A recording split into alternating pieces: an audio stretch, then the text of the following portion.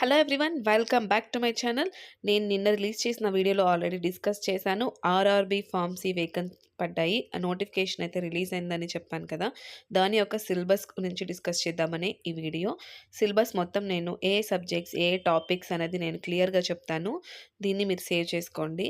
Human anatomy and physiology, pharmaceutical analysis, pharmaceutics, pharmaceutical inorganic chemistry, remedial biology and remedial mathematics, pharmaceutical organic chemistry, biochemistry, pathophysiology, computer application in pharmacy, environmental science, physical parameters, pharmaceutical microbiology, pharmaceutical engineering, medicinal chemistry, pharmacology, pharmacognosy and phytochemistry, industrial pharmacy, pharmaceutical jurisprudence, herbal drug technology, biopharmaceuticals and pharmacokinetics, pharmaceutical biotechnology, quality assurance, instrumental method of analysis, pharmacy practice, novel drug delivery system, biostatics and research methodology, social and preventive pharmacy, pharma-marketing management, pharmaceutical regulatory science, pharmacovigilance, quality control and standardization of HAPs,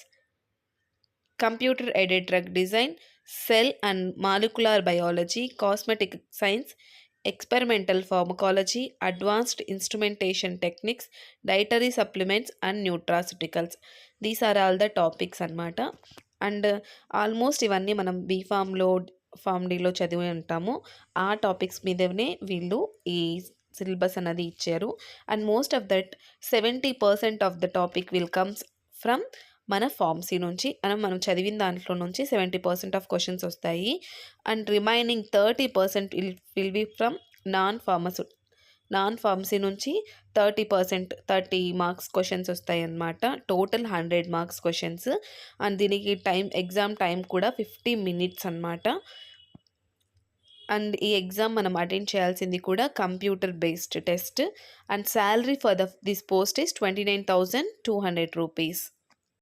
and next దీని గురించి మాట్లాడుకోవాల్సింది main topic ఏమంటే, zonal wise ఈ నోటిఫికేషన్లో vacant పోస్టులు కూడా చెప్పడం అయితే జరిగింది. అవన్నీ చూద్దాము. జోనల్ వైజ్ మనకు ఎక్కడెక్కడ ఎన్నెన్ని పోస్టులు ఉన్నాయన్నది. ఇది అహ్మదాబాద్లో ఫార్మసిస్ట్ వేకెన్స్ ఆర్ 18 పోస్టులు ఉన్నాయన్నమాట. Near by 18 in Ahmedabad. Next అజ్మీర్లో అయితే ఫార్మసీ పోస్టులర్ 7 పోస్టులు ఉన్నాయి అజ్మీర్లో. ఇలా జోనల్ వైజ్గా అయితే మనకు డిఫరెన్షియేషన్ చేస్తూ ఎక్కడెక్కడ ఎన్నెన్ని పోస్టులు ఉన్నాయని క్లియర్గా వీళ్ళు ఇక్కడ మెన్షన్ చేయడం జరిగింది. ఇది కూడా నోటిఫికేషన్లో. బెంగళూరులో మనకు 27 పోస్టులు ఉన్నాయి. మనం ఈ నోటిఫికేషన్ని బేస్ చేసుకొని, అంటే ఫర్ ఎగ్జాంపుల్ మనకింటికి దగ్గరగా, అంటే మనకు రీజనల్కి నేటివ్ ప్లేస్కి దగ్గరగా కావాలంటే దగ్గరగా వేసుకోవచ్చు. లేదు ఎక్కువ వేకెంట్ ఉన్న ప్లేస్లో కావాలంటే ఎక్కువగా కూడా అక్కడ ఉన్న దగ్గర మనం వేసుకోవచ్చు. కాకపోతే ట్రాన్స్పోర్ట్ అనేది ఎక్కువ ఉంటుంది. ఇక్కడ చూసినట్లయితే మీరు భూపాల్లో 3 వేకెంట్స్ మాత్రమే ఉన్నాయండి.